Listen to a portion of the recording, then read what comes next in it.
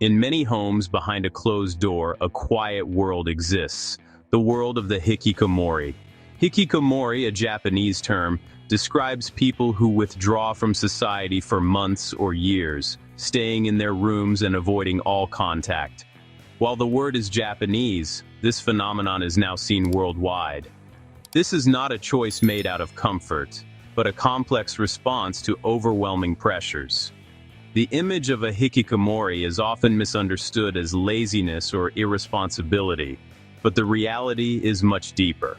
Most are paralyzed by anxiety, shame, and a sense of failure. Their room is both a prison and a sanctuary. The phenomenon first gained attention in Japan in the 1990s, but now experts in many countries report similar cases. The core experience is a profound disconnection from society, often triggered by the pressures of modern life. Withdrawal is a symptom of a deeper struggle, not the problem itself. As we look at this issue, it's crucial to approach it with empathy.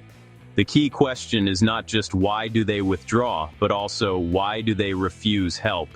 To understand, we must see the world from their perspective and listen to those who have lived it. Only then can we learn how to offer support that truly helps. Societal pressure plays a huge role. In many cultures, success is narrowly defined, and failure brings crushing shame. For young people, disappointing their families can make withdrawal feel like the only escape. S2. Media group. Teenager sitting on bed in softly lit room, looking away, close-up of a hand hovering near a light switch. Quiet family dinner table with empty chair staka distribute equally. Think of it like a circuit breaker. When life's pressures overload the system, withdrawal is a protective mechanism. It's not defiance, it's survival. S1. Media group. Person sitting on floor with knees drawn up in dim room. Psychiatrist taking notes in softly lit office. Close-up of anxious facial expression in gentle lighting, stock and distribute equally.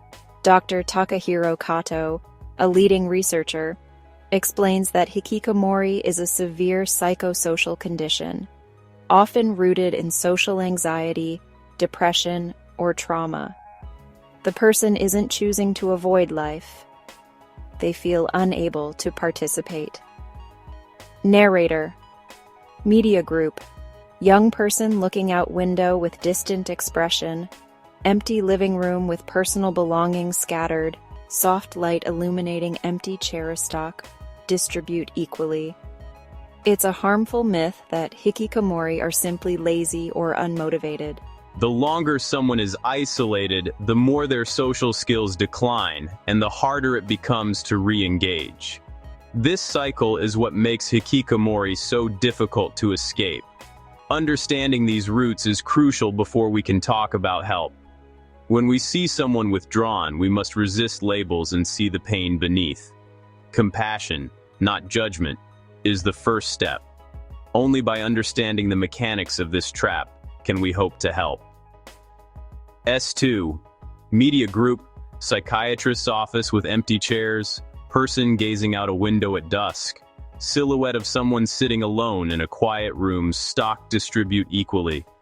Dr. Alan Teo, a psychiatrist, notes that isolation worsens mental health, creating a vicious cycle that's hard to break. For hikikomori, accepting help can feel more threatening than staying isolated. The refusal isn't stubbornness, it's self-protection. Saying no is a way to maintain control over the only safe space they have. Shame keeps the door locked from the inside. Accepting help means admitting shame and vulnerability, which can feel impossible. Many have had negative experiences seeking help, misunderstood by therapists, pressured by counselors, or judged by doctors. These experiences teach them that reaching out leads to more pain. There's also fear of the unknown. Isolation is painful but predictable. Re-engagement is terrifying and uncertain. The offer of help represents a step into chaos. Refusing help is a way to stay in the known, however painful. It's a shield against more shame and disappointment. Understanding this fear is key to offering real support. The path out must feel safer than staying in. To understand refusal, we must listen to those who've lived it. Every time my parents offered help, I felt shame. Their concern felt like a spotlight on my failure. Pushing them away was the only way to stop that crushing feeling. I stopped trusting people. My room was the only place I couldn't be hurt or judged. Even a kind counselor felt threatening. I couldn't risk more judgment. Many former Hikikomori describe a sense of paralysis. They want change, but the gap to normal life feels impossible to cross. Even opening the door was terrifying. Help meant facing all my fears at once. My room was my world. Leaving it felt like walking on the moon without a spacesuit. People offered solutions, but they didn't understand I first needed to learn how to breathe the air outside. The isolated life becomes routine, a controlled environment. Offers of help can feel alien, deepening the sense of being misunderstood. Refusing help is often a way of saying, "You don't understand, so you can't help." True support starts with listening, not fixing. Only then can trust begin to grow. Families of Hikikomori are in a painful position. They love their child and want to help. We beg, plead, or get angry, hoping for a response. All of it comes from love and desperation. But from the perspective of the person in withdrawal, this pressure feels like criticism. It reinforces their sense of failure and makes them retreat further. The pressure to change increases anxiety and shame, strengthening the walls of isolation. Dr. Nao Iwashida advises parents to shift their approach. Direct confrontation rarely works. Family anxiety is understandable, but when it turns to pressure, it becomes part of the problem. Instead, families should focus on reducing tension and making the home feel safe.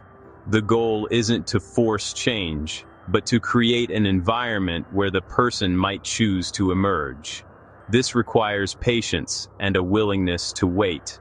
Sometimes the most helpful thing is to stop trying to fix and instead offer quiet, unconditional acceptance. Healing begins with safety, not demands. For someone isolated, rejoining society is terrifying, not exciting. The world has moved on, and the gap feels too wide to cross. Re-entry isn't just opening a door. It's facing a world where they feel they no longer belong. Each step, going outside, talking to people, finding work, feels loaded with potential for failure. Even simple questions like, "What have you been doing?" can be paralyzing. Long isolation weakens social skills, making every interaction feel like a high-stakes test. The fear of social failure makes solitude feel safer. Just get out there ignores the real challenges of reintegration. Returning to society must be slow and supported, like rehab after a long illness. It requires rebuilding confidence and social skills, step by step. The fear is real and must be respected. Only then can progress begin. If pressure doesn't work, what does? The most effective support is patient, non-judgmental, and indirect. It starts with small, non-threatening gestures. A meal left by the door, a text with no expectation. Rental sisters or brothers, trained support workers, build trust slowly, sometimes just talking through the door for weeks. The process is led by the person in withdrawal, at their pace. Community support centers offer a third space, neither home nor the demanding outside world, where people can exist without pressure. These spaces allow for small, self-directed steps toward re-socialization. The key is building a bridge of trust, not rushing or forcing change. Supporters must let go of their own timelines and focus on being present. The foundation of healing is safety, patience, and validation. Consistent, gentle actions show the person they are valued, no matter where they are. This is what makes recovery possible. Real help is quiet, steady, and respectful. The journey out of Hikikomori is slow, with many steps forward and back.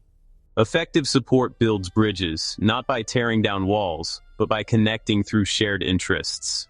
If someone loves anime or games, meet them there. These interests can be a starting point for gentle connection.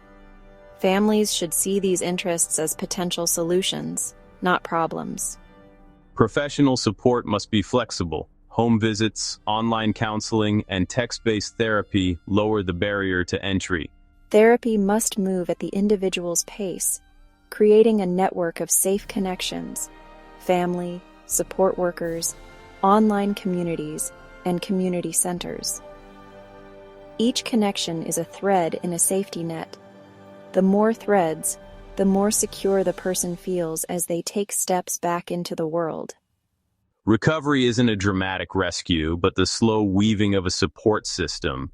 It's about patience, creativity, and meeting people where they are. That's how real change begins. The silent crisis of Hikikomori teaches us about human vulnerability. The closed door is not defiance, but a sign of deep pain. Refusing help is a desperate attempt to protect a fragile self. Pressure, even from love, often drives people further away. The most effective support is quiet, patient, and accepting. It's the meal left by the door, the text with no demands, the willingness to wait. These small acts build trust, plank by plank. The goal is not to force change, but to foster trust, so the person feels safe enough to choose change themselves. Helping is less about doing, more about being, a calm, accepting presence.